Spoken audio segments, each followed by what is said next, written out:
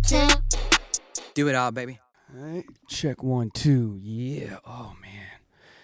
You know, sometimes you like don't like the sound of your own voice, but then at other times you just be feeling it because you're like, damn, how did God just give you this voice? You know?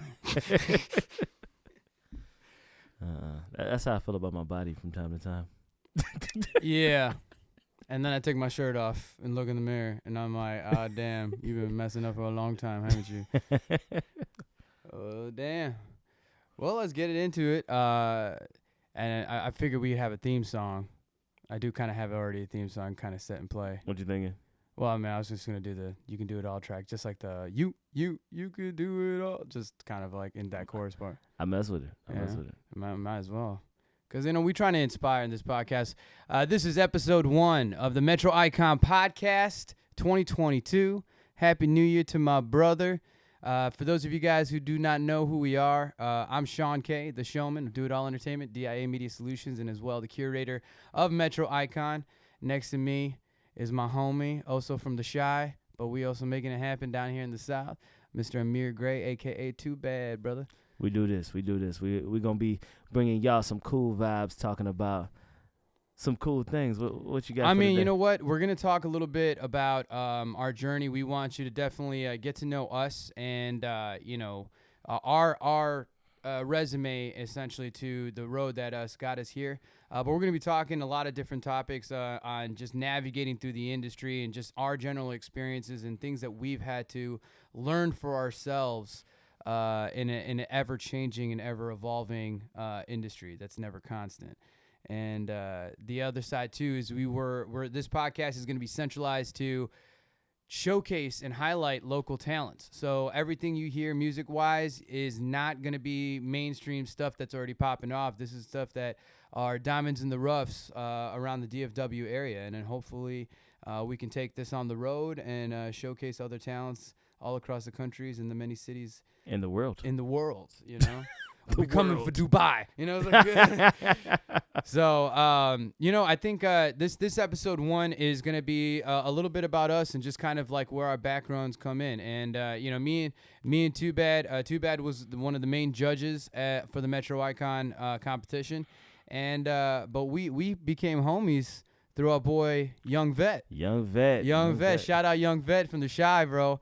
Talented rapper. I met at karaoke nights in Chicago, and him and his wife came out to Dallas, and he hit me up, and he was like, yo, man, you should come see the show at Revelers Hall in Deep Ellum. Yep. And you had the whole brass band and everything. You had the whole setup over there, and then I saw this homie jumping from the trumpet to the tuba to the pianos to the mic. And I'm like, man, I gotta be his friend. So look at us now. Nah, man, it's been nothing but history since we met, man, and we about to build some more. It's time. Oh man, it's definitely time, man. We've been hold off too long of the reward that I think we so graciously deserve, you know.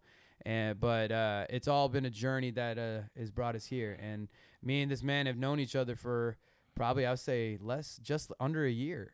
Yeah, I would say probably just under a year, and it's been 100. Actually, no, it's been a year because it came up on Facebook memories the other day that show happened and you were there. So it's been a year. So it was January then? It was January last year. No way. Yeah. Hey, man, happy anniversary to us, homie. Hey, you know what I'm saying?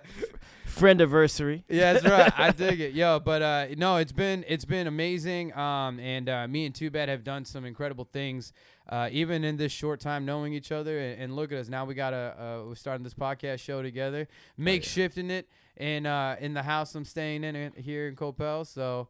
But we're going to be doing it in various spots, which is going to be nice. I actually talked to a couple of venues, and they wanted us to do some live shows on their stages. That sounds fun. It would be mad fun, you know? Yeah. So, you know, we're going to talk a little bit about just kind of our background and where we come from. You know, I actually kind of would start with Tubad, because Tubad, you come from a whole classical background, and then you went in the mode where, like, yeah, I'm done with this. I'm gonna go do what my heart desires. Yeah. So, are we cursing on this show? I mean, it's a podcast, bro. We can say whatever the fuck we want. Okay, cool. I mean, we So, want yeah. to speak openly. You know what I mean? We need to be able to express ourselves to the fullest core and not feel like we have to be censored. I feel that. Okay, Yeah. cool. So, yeah, started off in the classical world. I was in middle school, high school. I was in a whole bunch of freaking orchestras and shit. Went through college, and then And you went to college where? Indiana University, Jacob School of Music, one of the top music schools in the country. But Yeah, they had their air quotes in there. That's what they said. basically, you know what I'm saying? Just because it's a bunch of bull. You know what I'm saying? Like, yeah. really, most of them teachers never had a real music career. And I realized that towards the end of my career, I'm just like, how are you telling me how to have a career playing music and you've never actually had one? You pretty much got the diploma, and then they made you a teacher. Yes, exactly. And so the other thing I realized is that the classical music world was quite racist. And so, like, yeah. Like, that's the music made by white people, so. well, no. I did some papers, and to be honest with you, there's a long history of people of African descent being in classical music. The father of the Russian school of classical music happens to be of African descent. No way. Black Russian? Black Russian. Oh, man. And so, what's it called? Yeah, they did that. Left, went and played hip hop music with this guy, Sir the Baptist, toured the country with him, and then I was like, moving to New Orleans. NOLA, man. Yeah. And you just came back from NOLA. Yeah. So I was played some jazz there. Yeah. Moved here because I met a girl in Dallas, and stuff doesn't work out sometimes. Yeah, and it's all good, man. It's all part of the journey. It's all part of discovery, and you could have discovered it way later in life when it was too late. Basically, you know what I'm saying? Blessings when you figure out that someone ain't the right one early. Yeah. Or something isn't the right thing. Fail fast. Yeah, exactly. Yeah, exactly. Fail fast, fail forward. That's what I would say. Hey. Fail fast, faith forward. That's what it was. Fail fast, Ooh, faith forward. Faith forward. Yeah. I like that because you got to believe it. You got to believe in it. You got to believe that God is sending the right thing to you. Absolutely. That's it. And especially when you're young in this industry, man, it's kind of hard to navigate, like, being able to see your own personal success, wondering like, hey, am I going to be constantly putting myself through a grind of my passion that breeds no result? And that's always that fear that always prevents young artists or young entrepreneurs or young entertainers from pushing forward and stuff like that. So this the one thing that I've learned is that you might find all these people who have done things ahead of you, but most of them don't know anything. And it was an accident that they figured out something. And, you just got to try things. You got to believe in yourself and believe that if you know that you're going to do something, you just got to go for it. Because a lot of times no one knows what you can do with you. So just go for it. Preach, man. And I mean, like, and it's plain and simple. It's almost like us starting this podcast. I've never done a podcast before. I've been part of one. I've done radio spots. I've done podcasts like, guest featuring and all that kind of stuff. But I've never put together or done a podcast show together. And, shout out to Pulsation and Hits 101, DJ LG, the plug that put us through. But I think it's a healthy thing that we're doing right now, being able to kind of talk through a lot of this journey that we're still on. You know what I mean? Exactly, man. It's a journey, man, you never know when the next opportunity is going to come. But as long as you're prepared, more luck happens. Absolutely. You got to be prepared. Talk to me a little bit about the transition. So you graduated from Indiana University. You got this whole classical background, and you've been navigating in this industry where you did not see a future in it, but to have to transition to your own truth and, navigating your career to the sound that fits who you are. What was that mental game to kind of push forward in that transition? So for me, I've always saw a future in it. I don't think I saw it in the way that it ended up coming to fruition. Mm-hmm. So it never happens that way. You know what I'm saying? I feel like the elders or the people, the gatekeepers, as some people might call them, they give you this this bubblegum wrapped version of what you want to do, and then you get out here and you're just like, yo, that's not real. It's not real at all. And so for me, I went from classical music to being a backing horn player for a rapper / singer, to being a jazz musician, to being like in playing stages all over the world doing jazz music. I Switzerland, Dublin, Ireland, then being like, you know what? I grew up in the hip hop generation too. I want to rap. And so being like, I'm going to be a rapper and I'm going to be producing. I had been messing with production already and like putting out my first album in 2020. And now I'm putting out more music come 2021 and 2022 now. Oh, man. Y'all not even ready for what Tubad's about to throw out. This man's been doing nothing but cooking. And 2022 is definitely going to be that hot book of Tubad. That's a good album name right there. The Hot Book of Tubad. I gotta like it. You know? So what about you, man? What you been on, bro? Man, you know what? It being 34 now, I look back. I've been in this game since I was like 18. I started as a bar and bat mitzvah dancer. That's how I started in this game. Wait. How did that even come about? Explain oh man. Okay, so the first company I started with, and it wasn't. It's funny because it's like that was like.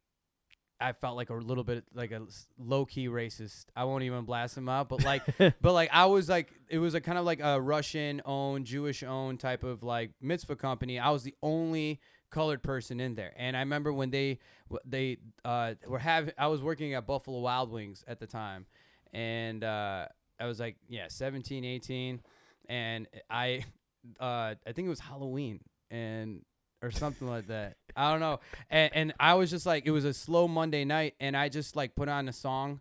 I think I put on, it was a Napoleon Dynamite came out. So I put on that like Jamiroquai like track that he like dances to at the end of the end of the movie. And I just started like doing the dance like in the middle of the Buffalo Wild Wings. And they found me, and this dude's like, hey man, he's like, I love your energy, and you definitely got some moves. Like, would you want to like make some money like on the weekends, like dancing on parties? I'm like, hell yeah, you know. And then I started working in bar and bat mitzvah scenes, and then fast forward about a year later, before I turned 19, is then when I joined Charisma Entertainment, and that's where I met my mentor Mars. Shout out Marcellus Longhorn, aka Mars, man, he's the king. Still going hard. He's almost 20 years in the business, and he's still going hard in his 50s. It's crazy. But you know, this man helped me discover that I was way more than a dancer.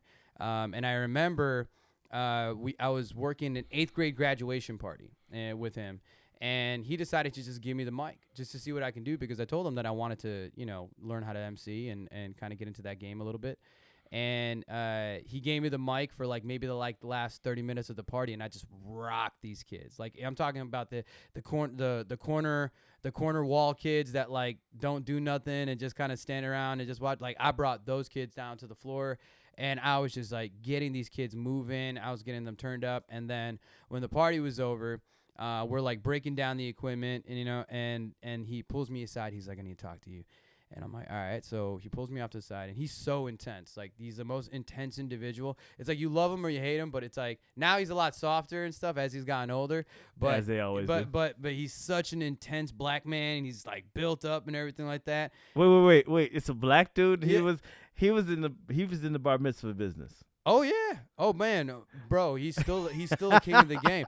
He don't even do that many mitzvahs no more. He doesn't have to. He says no to more mitzvah clients than he says yes. I didn't realize that the mitzvah game was like a game. Like folks be going in on this. Listen, man, because like, listen, man, when it comes to Jewish people, not a lot of them got rhythm. All right, let's just be real. Okay. And they love that flair. They love that wow factor at their parties and stuff. And a lot of it comes from black entertainers, you know, coming in there. That we had break dancers, we had freestylers. Can you break dance? No. I'll break myself, but I can freestyle. I know I definitely got good rhythm. I know how to like pop. Like, I definitely got some footwork. But you know, it's nothing that's crazy structured, you know, but I can like learn choreography. Like, I definitely got rhythm, you know? And a lot of it is when as a singer, I translate a lot of my like vocal integrity to like how a dancer would move, you know, my inflection changes almost like how like a dancer would hit those moves. But whichever case, going back to the story, like, so he pulls me aside, and he like does this long pause, and he's like looking, and he's like this, and he just softly tells me, he goes, "There's two types of people that want to be in this industry, especially when it comes to the MC game. There are those people that want to become MCs, and there are those people that were born to be MCs. Which one do you think you fucking are?" And walks away. And then I was like, I think the latter. You know, like I just kind of take it. But I mean, he was right, and he kind of helped to fine tune me a little bit. But a lot of it was kind of just natural discovery. And from there, like maybe about a year later, I did my first like wedding, and it was kind of a growing process from there. And I've worked with like probably about 20 companies all across the country in the last like 12 years. And then I started Do It All with DJ Illis and my boy Tim when I was 27. So that was like literally the end of 2014 going into 2015. And it's been a ever-growing business. We have not slowed down. The only thing that slowed us down was COVID. And then, you know, even towards July of 2020 as we started picking up gigs again. And then it's just kind of started growing up again. And now, you know, it's just I've been in 19 cities in North America, including Mexico and Canada. I haven't hit worldwide like yo ass, but, you know, I'm getting there. Hey man, you know what? You just inspired me, bro. What? Yeah, I think I'm going into the quinceañera business. So Quinceañera business? If you guys wanna get me for your next quinceañera, y'all can call me at 999. Hey man, listen, I know this man can ride with the vibe, and you just have me in the background being a grito like. I got you, bro. We got you. Quinceañeras, we're coming to you soon. We're coming. Come on. But yeah, man. So like, you know, and it's evolved, you know, because I used to be, you know, I was like just Shawn K. Then I was MC Shawn K. And then, you know, navigating through like Do It All. And then through college, I was, you know, I had a comedy sketch channel with one of my close friends, Ian. Oh, where? Okay. Yeah, Vanilla Brownie. Vanilla Brownie. Yep. He was a white guy. I was an Indian guy. Hey, I like it. Yeah. I like it. And so, and the funny thing is that we blew up like in the first less than 3 months. We got to like 3,000 subscribers, pretty much because we were working all these mitzvahs and telling these 13-year-old kids, and then they just spread it like wildfire. And because it was stupid, childish comedy, and like we were just doing a bunch of different comedy sketches, and ultimately, you know, I've been producing media content through there, and then it just evolved from there. Like I went to Columbia College, and all my friends were video editors, videographers, cinematographers.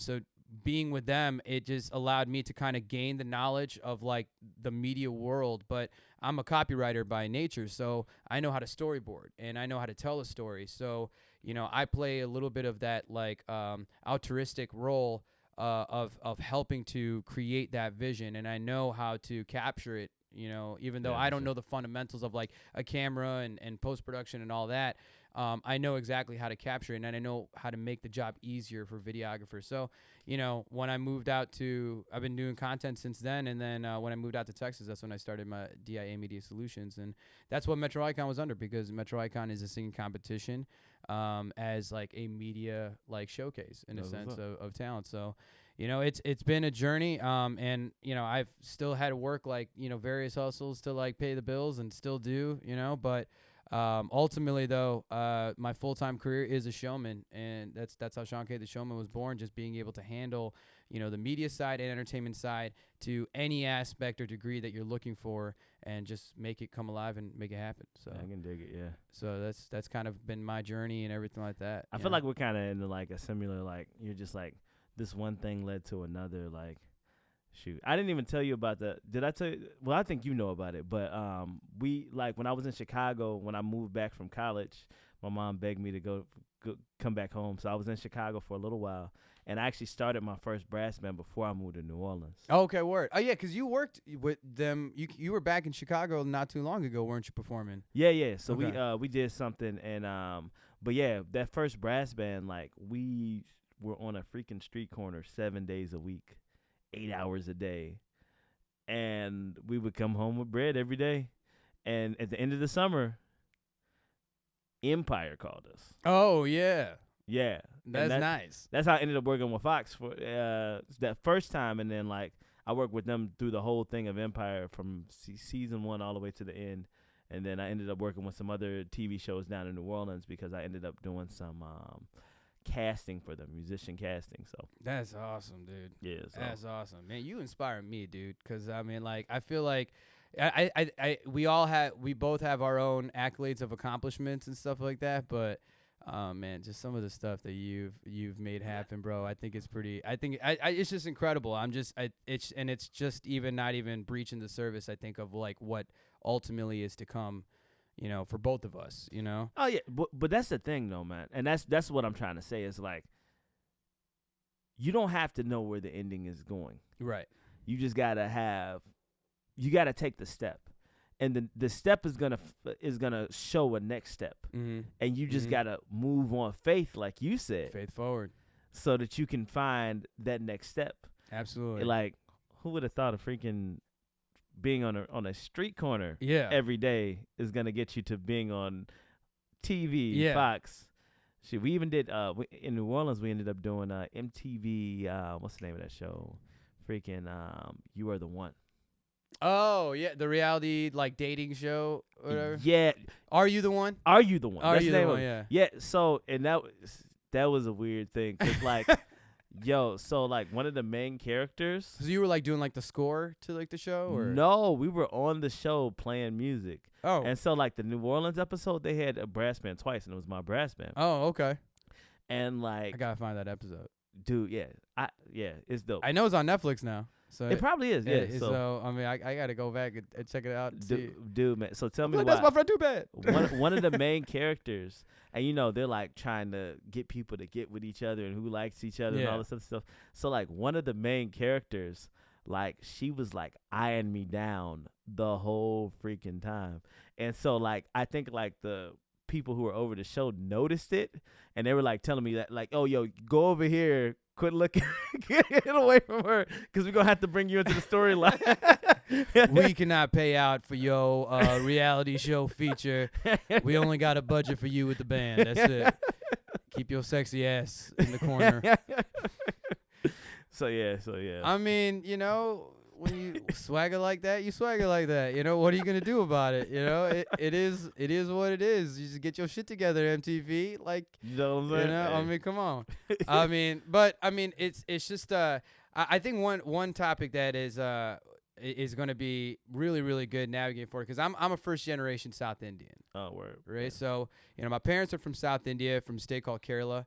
And, you know, they were arranged marriage and then came to this country and all that. And then, of course, had my sister and then myself.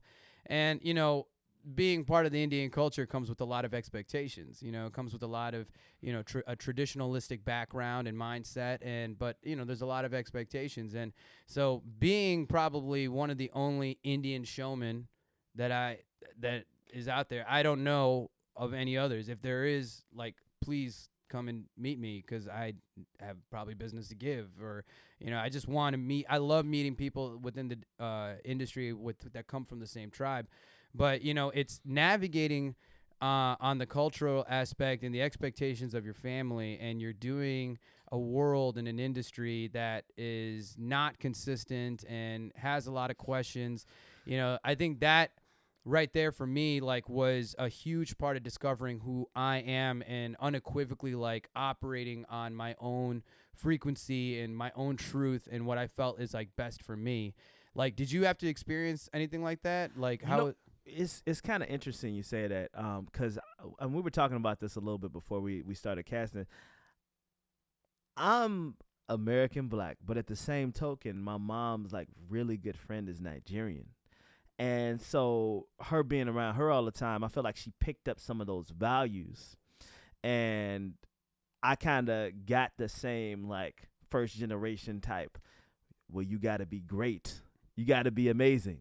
You can't just be regular. And so with that being said, like, my mom, like, always was just like, yo, you got to be better than every other person at all times. And I mean, I think that also might have something to do with being African American. You know, there's a little, you know, I told you in classical music, there was a little racism. So I always had to be better than everyone else. Yeah. Clearly. Yeah, it couldn't be like, I was like. Because they're always looking for a reason. They're looking for a reason not to pick me. Like, so, like, I totally feel that. And I think also, like, with me coming from that classical world to start off with, I was used to people telling me, oh, this part of what you're doing is not right. So whenever somebody told me that, I didn't take it personal. It was just like, oh, okay, cool. I'm going to switch it up. Yeah. Like, it's just kind of a normal thing. But Yeah. do you feel like that's kind of the same thing that you had to do? A little bit. I mean, I think, though, my strength, though, is actually starting in the mitzvah industry. Like, it's a very interactive entertainment. It's a lot of energy that you have to put in there because you're, like, emceeing, but you're also dancing. You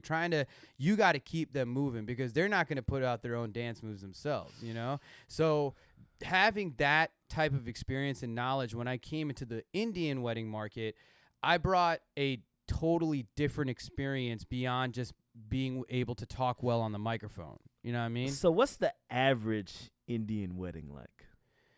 Like size wise, or are you just talking about no? like overall I mean experience? like okay, like the overall experience. So I want you to do that. It's an open ended question, man, because like the Indian there's so many different denominations. Like I come from a Christian upbringing, right? Yeah. So my mom was Catholic, my dad was kind of like a Syrian Orthodox type of thing, and then my mom obviously had to convert, being married to him. But and I'm not a naturally religious person. I'm more spiritual in sense. But, like there are so many different denominations within even the Christianity, like Indian culture, and then that have all different practices. And then you have like Muslims and Hindus, and then even when it comes to Hindus, there's like the Punjabis and Gujaratis, and it's like they all celebrate differently, right?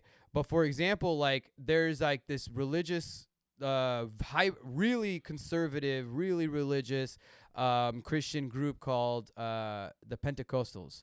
I think my boy Teddy is just come home. So but these Pentecostal people, they don't drink, they don't wear jewelry, so like you don't see any gold chains or anything like that. But like they hire me, that community hires me a lot because all those weddings are dry. They don't have a bar. You know what I mean? They don't have a bar. They don't have a bar. So like they hire me because I come there to invoke a lot more energy, that is not easily just present. You know what I mean? I have to kind of invoke it, and I literally get them more hype. And then, hey, what's up, Ted? You know what? We recording our first podcast episode in your living room, Yeah. Come on down. Yeah, you want to come on down and be a feature, Ted?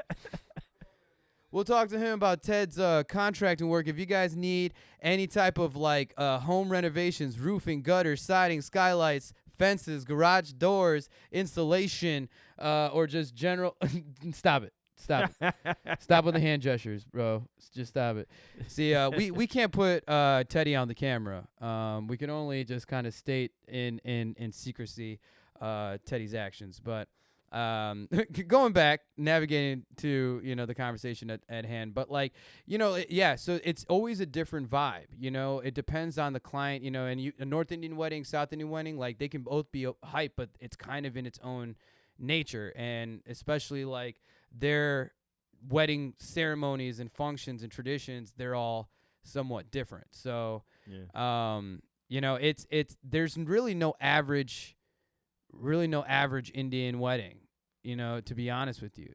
So okay, the reason why I ask, there isn't like a dance that basically everyone likes to do, or no. Well, so there is one thing called the Garba, which is like more of a North Indian Hindu tradition. Okay. Or like Gujarati tradition, I would say. But a Garba is like kind of like a circular dance, and sometimes it's done with sticks, but it's done in like a rhythmic fashion, and it's kind of done the same, and you just do this for like 15 minutes straight, and there's different like variations of it, but other than that, there's really nothing else. I mean, like, you can put on Cha-Cha Slide and Cupid Shuffle, and all the brown people will be doing that. But yeah, there's in the Indian, in like the Indian culture, there's really not like any.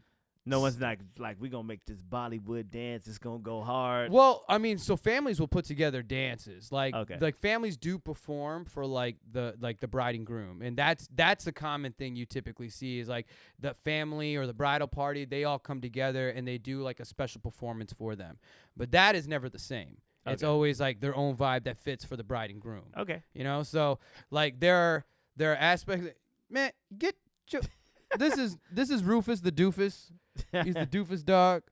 He hangs out every once in a while, but a lot of distractions in this episode, y'all. You're just gonna see it, but that's what brings the the transparency. It's real. This is a 100% honest podcast, and we're just working with the variables. But yeah, so it's every wedding is different, and sometimes it's like they go extra as hell. Like there's just so extra on some of the things that they highlight. You only get one day. Why not be extra, bro? Yeah, but like extra in a point where like no one cares about some of these moments. You know what I mean? Because here's the thing, bro. Like mostly everyone that comes to a wedding, they want to get to the celebration. They want to come to the point where they're all able to come together. Otherwise, everything is like almost like an inside joke. It's just for the bride and groom, right? All the speeches, all the little traditions, it's just for the bride and groom. It's not for anybody else but the bride and groom, right? But the party's for everybody. Mm-hmm. So, like, it's one of those things where like my job really is to get to that dance floor as quickly as possible, because once that happens, then then the bride and groom knows that they got nothing else to worry about. Like planners and other vendors, they know that they have a lot less to worry about. And for entertainers, it's just this is where we're trying to get everybody to, So I feel that. So it's just it's so I guess, yeah, to answer your question, man, it's hard to say that there's like an average Indian wedding. Like our average weddings, there's just a big turn up. Like if people are going to do it all, they know that they're paying a premium price to book our company, For sure. So it's one of those things where if they're booking us, it's because they're not trying to have like a quiet, intimate, just like relaxing type of wedding. Like they want it animated and they want people to be involved. And that's another thing too, man, because Indian people, man, it's like going to a wedding, like the average Indian family has to like literally budget that out. They're going to like 5 to a dozen weddings a year. And you're talking about like traveling and buying those gifts or buying those outfits and all that. It's got to be an experience. It's an experience, but it's a buck, And so the other side too, it makes a lot of the Indian community very jaded when it comes to them attending weddings, And so like my thing is I've become a very aggressive MC in a sense of like if I've told you 5-6 times to take your seats because we're about to begin the reception, and you're still standing around having a conversation or taking part, like group pictures and all that kind of stuff, best believe the bald man on the microphone is about to call you out in front of the entire reception. Like, I don't care who it is. Because, like, I got to remind people, like, it's not about you. It's about the reason you came here for. It's about that. It's about the bride and groom. And I got to remind people why they're there. And it's like, because that thought is just like, oh, they're just attending the wedding. They're just there to have a good time. And they think that they can just work within their own element. Like, I know what's about to happen and stuff. But it's just like, you got to give respect to the, like, sanctity of the night. And a lot of people there's an arrogancy that's been brewed within the Indian culture, especially with the older generation, like my parents' generation and stuff. They just think they can just do whatever the hell they want. Like, it's ridiculous, bro. Okay, so I've worked in the wedding industry a little bit myself too. Have you ever worked a wedding on New Year's Eve? Yeah, oh yeah. How you feel about New Year's Eve weddings? Honestly, man, to be honest, I would probably do a New Year's Eve wedding. Yeah? Because think about it, bro. Like, you remember that date.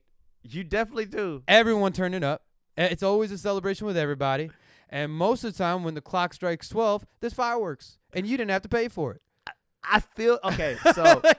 Come on, think about it. Okay, the reason why I played this one wedding, it was a New Year's Eve wedding.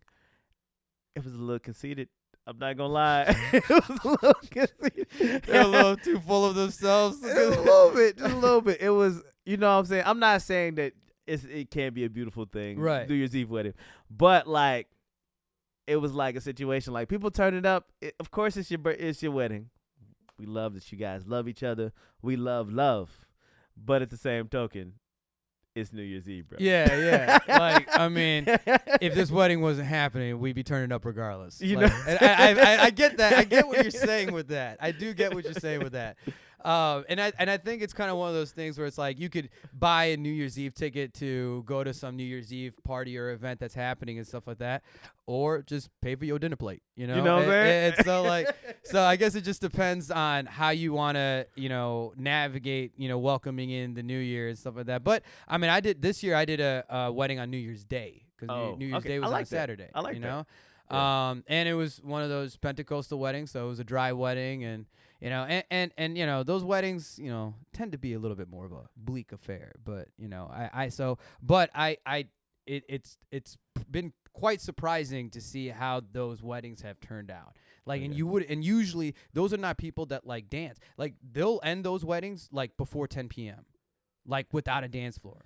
Hey, and they're like, I don't know if these people are going to dance and all that kind of stuff. I'm like, well, you hired me for a reason, right? And every single one of those weddings, I always get a dance floor popping, and we're rocking. But the wedding still ends like early enough, like 10:30, 11 o'clock. Hey, man, you got to get in and get that beauty sleep. But I mean, it's a beautiful thing. But because I'm used to like my weddings, they're a natural lit affair and everything, and especially with the bar and all that, and they go till midnight, they go till 1, and there's an after party.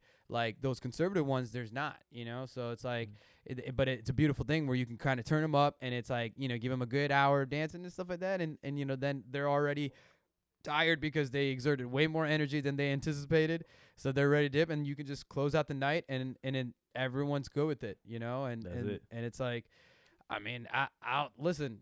I'll take those weddings any day, or honestly, I'll take any wedding, that if anybody that wants me part of their special day, I just don't take that for granted. I think it's a very fortunate thing, I agree with that because I mean, like when it comes to those type of situations, it's like you only get one day absolutely to really do that kind of thing. Some people get a few. I've actually done couples where like I did their first and second wedding.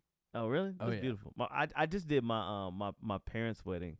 They renewed their vows. Oh yeah, I remember you telling me about that. So I and that's such a beautiful thing, man. Like that's truly 28 years. Truly keeping the love alive. Yeah. Like I feel like if I were to like tell my parents like, hey, you guys should renew your vows, my dad would be like, why? Why do we need to do that? We're just gonna say these words and go back to doing the same thing we do every day. Yeah, sometimes you got to go right back in front of God and just be like, yo. But my parents were in arranged marriage, They love each other, but they're not in love. Yeah, I feel that. And and that's why that's like my parents, I won't let them pick my wife any more than I'd let them pick my clothes. I don't know if your parents could ever really choose someone for you. It's not.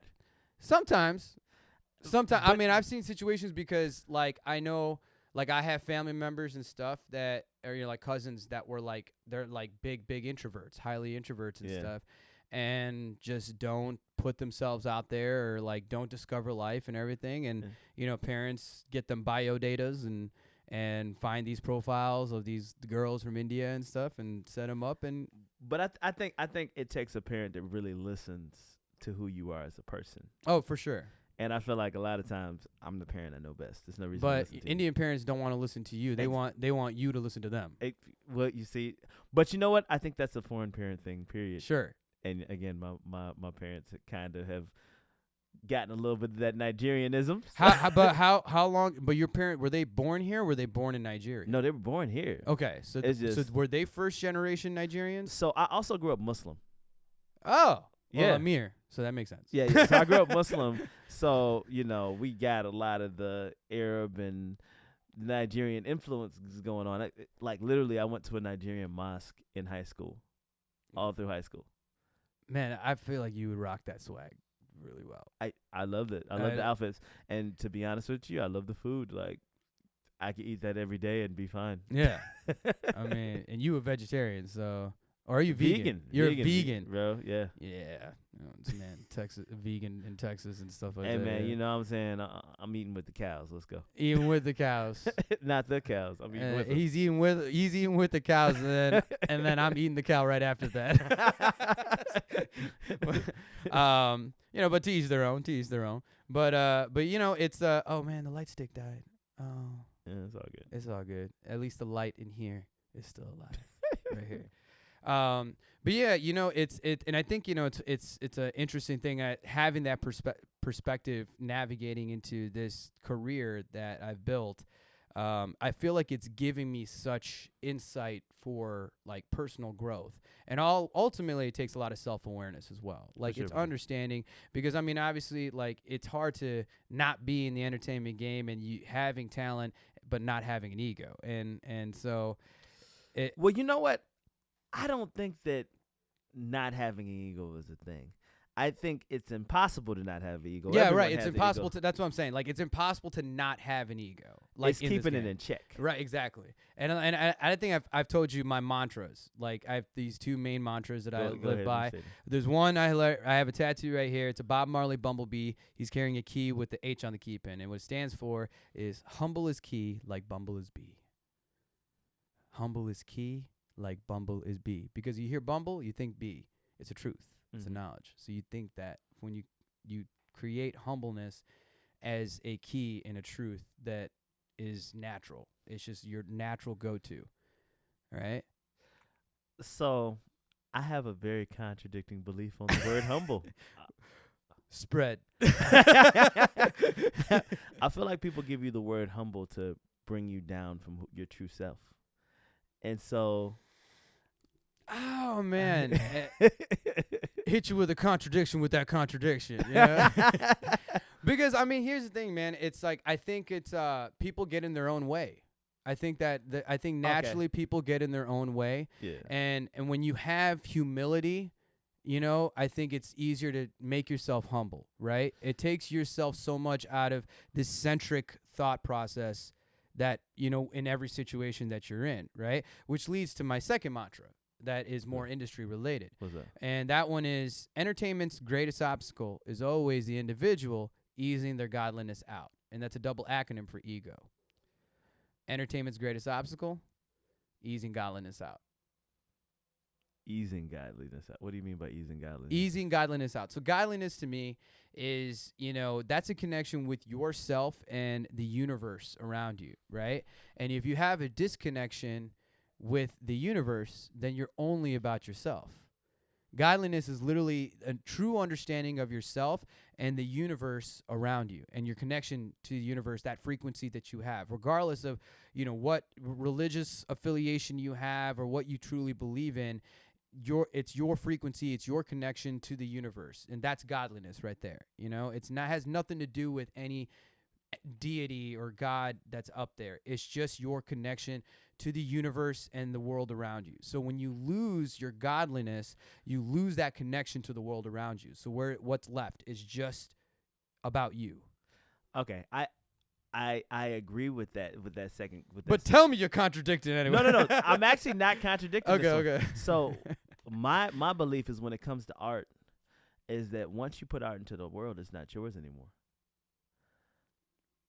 And any art that you are blessed with through the heavens, if you don't take that art and put it out into the world, believing, faith, if you don't take that art and put it out into the world, then God's going to take that and he's going to give it to someone else, and he's going to quit blessing you with this art that he keeps trying to bless you with. That's real, man. I mean, I feel that. I actually do feel that because ultimately I feel like there's a lot of people, it's like understanding, and we'll have a different conversation about that where we talk about the passion versus vanity in the game, right? Yeah. And what is ultimately more important, because there's a lot of people that talk shit and talk about how they're passionate about the thing, but they want that. They're going for 100,000 followers or that, big money bags and all that. And so they're like, so then that's where I listen, I'm like, why are you really into this game? But that's a whole nother episode. But ultimately, yes, I believe that if you don't put the truest intentions into your art form, I truly believe that the universe will take away that ability. Yeah, for sure. I think I really does. Or it just doesn't present the proper opportunities that you're looking for. Yeah, because you can't do this for self forever. Absolutely. You have to Absolutely. You have to have other people in mind and do this as selflessly as possible. And it takes a village. Like, like honestly, man, like nobody, not a single artist in the entire entertainment industry, I don't care if you're a rapper, if you're a singer, if you're a producer, like you're never doing it alone. It always takes a team. It always takes... It takes a team, and then also you can't just want people to clap for you. You got to clap for everyone else too. Boom. Yes. That is. Oh my God. Like that is so huge. That's like one. So in the Metro Icon competition, we had so many incredible singers. But one man I got to shout out right now, Sir Scooter Nix. Oh, I played some of his music. Yeah, you did. I saw that. I saw this on the stories. That man right there, unbelievable talent. He was won second place, and it's like a great honor, but also I know it could be a bitter feeling to like just get right there. It's so close to not get that cigar. And ultimately, I tell all the entertainers, I said, listen, there's only one person that wins. You have to look at the benefits and the opportunities that this is going to brew that goes beyond the competition that I don't even touch. That's all you. And so you're putting yourself in the mode of all these new connections and people that are going to want to utilize you and get you a return. True. But Sir Scooter Nix, man, this guy has the hardest upbringing, being a bisexual black man. He said the most honest thing. He's like, I'm not accepted by two communities. And I'm like, man, yeah, that's probably 100%. And this man, it didn't matter who was, and trust me, he got the cheers, but he was always cheering the loudest for every single person that ever went on that stage. And I was like, that's a true artist in the purest form. And it's not even about like yourself. It's not about like, I want to showcase myself higher than any other person to progress myself. So I'm just going to keep myself chill and just kind of like watch all the talents and then do my thing. Like, no, like this dude, he did his thing on the stage every single time. He always brought such an elite performance, but he never, ever faltered from supporting and cheering for every single contestant in that competition. And that's the thing, man. Like I've had the opportunity to play some pretty big stages. I hope to play some more. Mm-hmm. But every time I run into someone who's like at the super top, like and they own their game, the most chill. If you might say the most humble, you know what I'm saying? Like they just like, yo, like I have talent, but other people have talent too. Yeah. I was just blessed to make these moves and certain things worked out for me. But it'd be those people who like haven't done much, they're citywide known, and it'd be some of them that be the most stuck up, acting like they're so much better than everyone else. And a lot of the times that's what's stopping them from getting to that next level. Because Absolutely, because it's like you can have the greatest talent in the world, but if nobody wants to work with you, where's it gonna go? Yes. You know what I'm saying? Like, cause man, I've seen DJs and stuff like that like, they get mad when nobody's responding to them, constantly like dropping the beat to say some bullshit on the microphone and bringing it back. And a lot of hip hop DJs do that. A lot of reggae DJs do that. And it's like, it's so disruptive. And then they get mad when people are not responding to their hype calls or whatever these guys are trying to like get the crowd to respond, and then like they come off, they're just like, oh man, fuck this crowd, like they don't know who I am, they don't know who I be, you can't talk to me, all this guy. I'm like, man, get the fuck out of here, bro. You know what? There's something I always say about music, but you can say this about art too. You don't give the art what you want to give it. You give the art what it needs. Ooh. Say it again, Tubad. You don't give the art what you want to give it. You give the art what it needs. So sometimes you need to just sit back and let the art be art. Absolutely. Oh my God, yes. Oh my God, yes. And ultimately, man, it's and going back to that same topic, it's like you have to, like supporting that other artist, you have to let in artistry that's not your own, because it's literally tasting new flavors that like enlightens your like taste buds and your palate, you know what I mean? And this is another thing, because again, I started off tuba playing, and I'm pretty good tuba player. You know what I'm saying?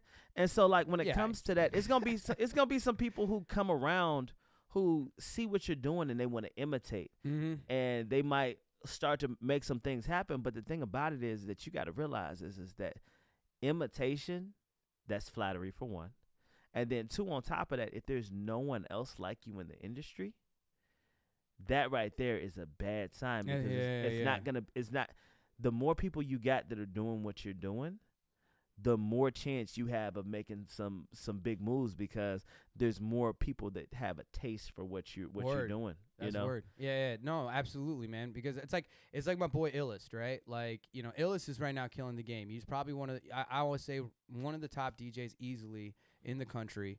And, what he does in his delivery is unlike any other DJ. But, he's really one of the only ones that knows how to do it in the style that he does it with, all the varying percussion styles, being able to play like the chenda and the dole like live with any type of music that's going on, and have that cut back and forth between the decks and the drums, and playing the live like drum kit. It's he's the only one, and so like great. It's because he's able to set his price point due to that demand. Yeah. But if he's booked, there's no one else to refacilitate, what he does. And it's funny because I've seen other DJs try to imitate it, and it's just like ding, ding, ding. It's like basically like you're trying to clap on beat, but So I mean, I get that, and I think the same respect to like how I MC. I'm one of the only MCs that's also a professional singer and a live like performer, knows how to dance and all that kind of stuff. Most MCs just love the sound of their own voice. So with that being said, horn player, rapper, producer, I DJ too. You're right, exactly. And I think part of that is that yes, you do need to have other things out there that are similar to you out there. But again, there is another aspect to that you're never in true competition with anyone. Absolutely. Only with yourself. No, there's a reason why, because there's no one who can be a better you but you. Absolutely. So with that being said, even if someone's similar, they can never be the same. So that's why when it came to me as a tuba player, I always knew. I was like, yo, like, well, shoot. I mean, there's no other dancing tuba player that I know of out there. I would dance, I would play, and then I could do jazz, and hip-hop, roller soul. skate. Oh yeah, I can skate too. And I did do that while playing tuba. And now that I play horns and I rap, like, why not? You know what I'm saying? Like, cause when it comes down to it, like when it comes to you, even if someone's imitating you, no one has your background. No one has the experience that you have. Is there another Indian-born, you know what I'm saying, first generation American who grew up in the situations that you grew up with the parents that you had, with the siblings that you had, the cousins, and just happened to go through some of the traumas and good situations that you had? No, there's not. Absolutely not. So I mean, remotely close. And again, it's like everyone's story is their story, right? But absolutely, like, it's just, you're not gonna find someone that does it like you. And again, it's like all about placing your value, but understand, like, do it for you, and just do it for you, and not trying to achieve a result. And as well, don't ever expect that you're going to monopolize the business no matter how good you are. That's it, man. Because there's so much opportunity out there. Regardless of like us going through like a pandemic and everything like that, there's so much damn opportunity out there. Speaking of the pandemic, when I tell you there were so many people who were like, "Oh my gosh, you're not going to be able to make a living." When I tell you, the pandemic put me in a situation to make a lot better situations that I had made before. Oh, like, that's word. I started street performing again during the pandemic. First when everything shut down, because I played the night it all shut down in Dallas, and so the 14th I played a gig. The 15th we couldn't go anywhere.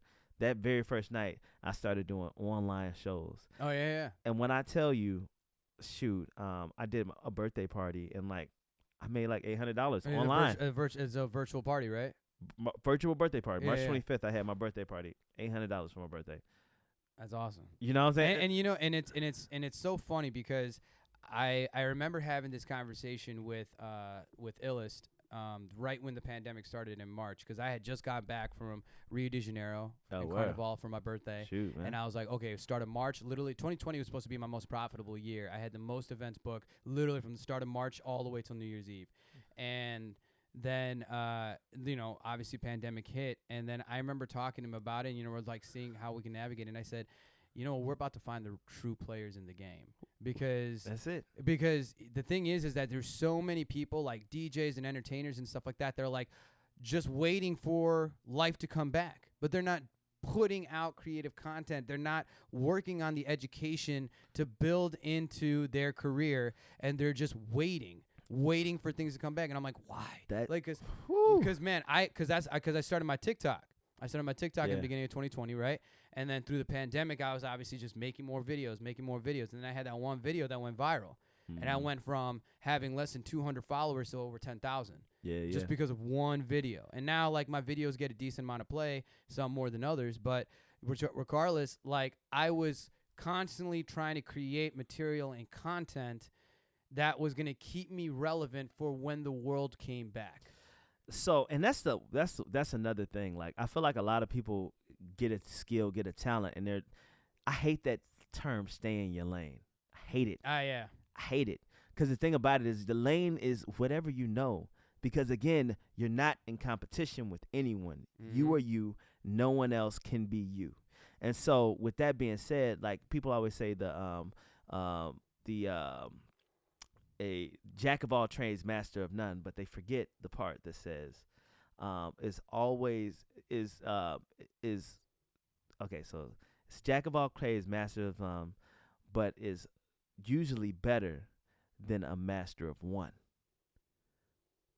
That's like a riddle. Jack of all trades, Uh-huh. master of none is usually better than a master of one. Okay, yes. So Yes. Word.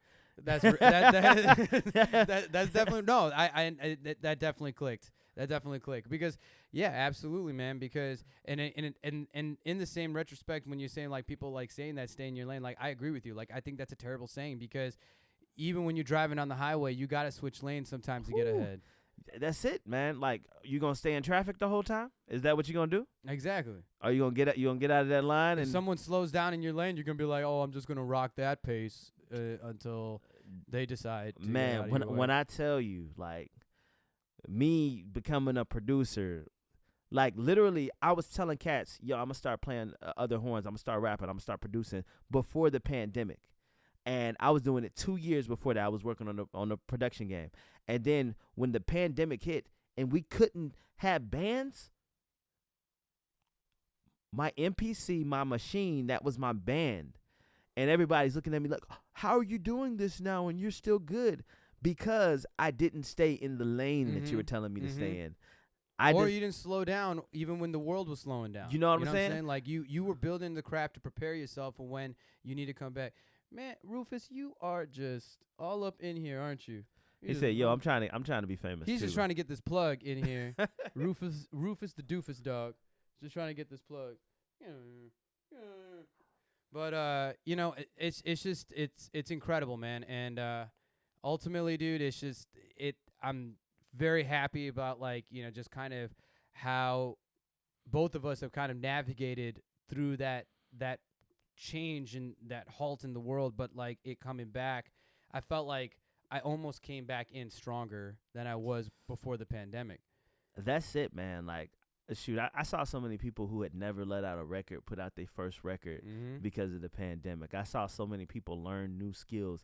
I saw so many people quit their job and work for themselves during the pandemic. In the pandemic, where it's like employment rates and everything like that were just like skyrocketing, you know, and it's just, I remember I was working for myself with Do It All for 7 years, and obviously because of the pandemic, my sole means of revenue completely was like gone until like July, but I had to work for Amazon, and I was an Amazon delivery driver, and didn't mind it at all. Like, and because I was a business owner, like I understood like accountability, where even as an employee, I operated with the mindset of like how an owner expects his employees, to be able to operate.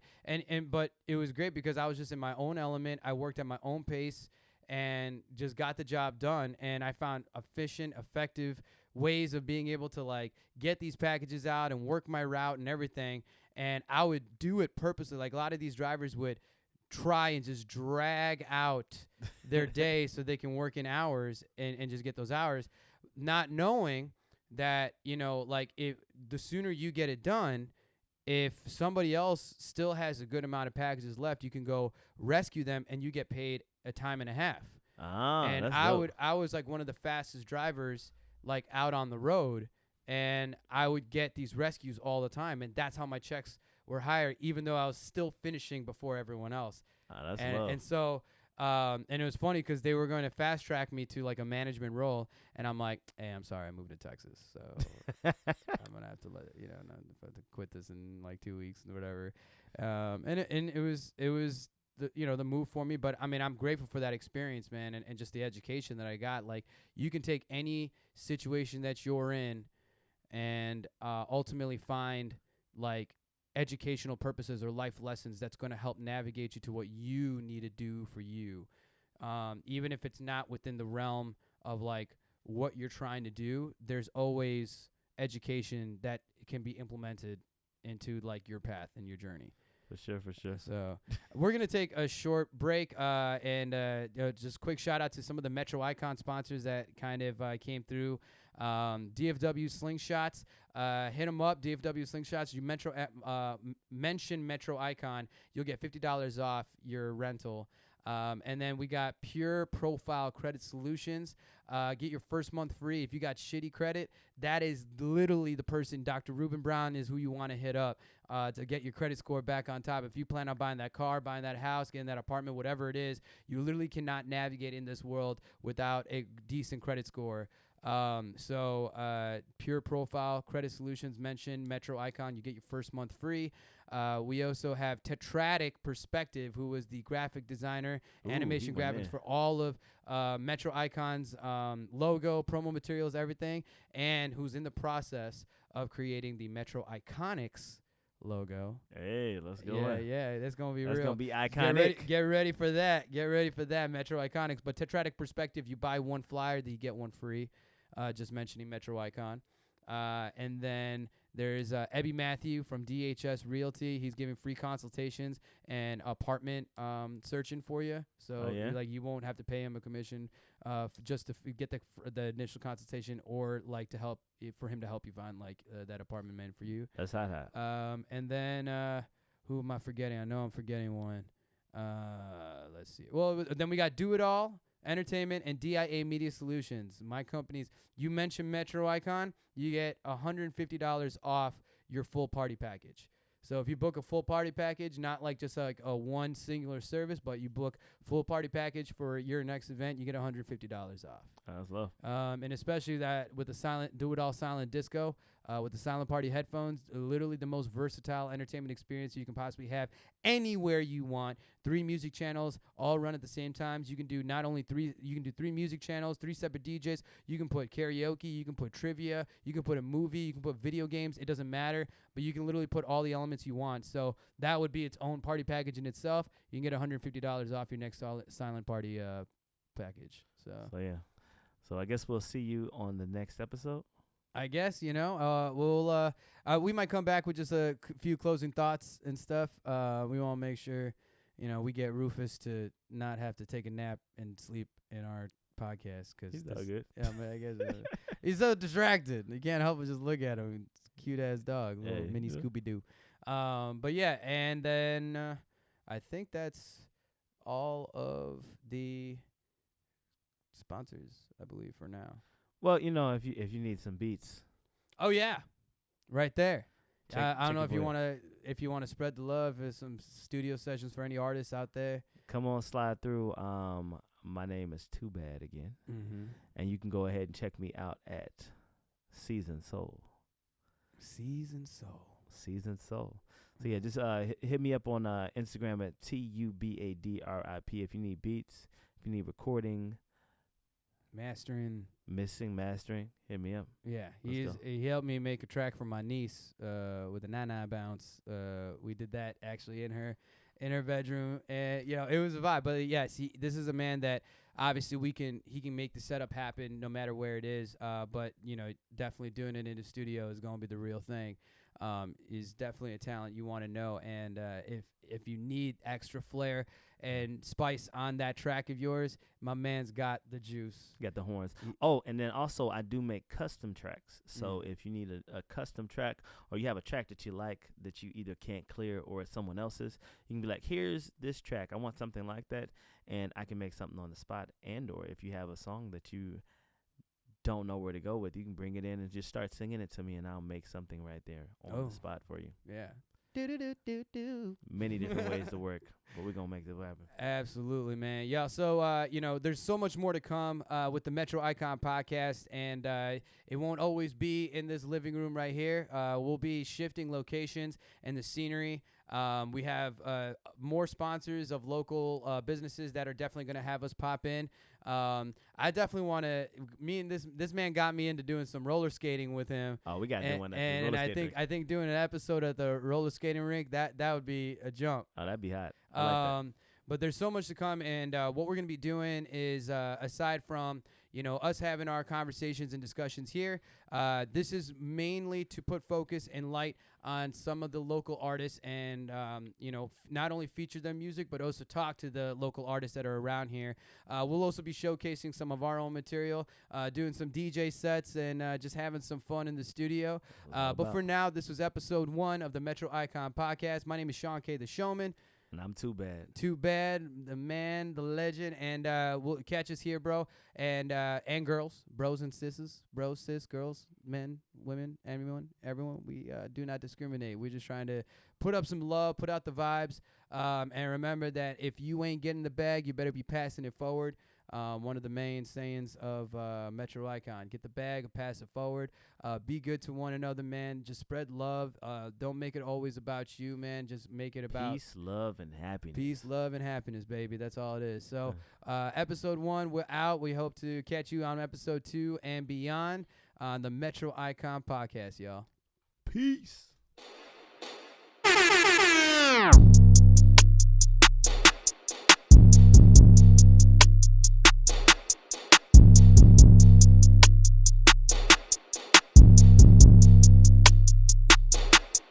You can do it all. You can. Do it all.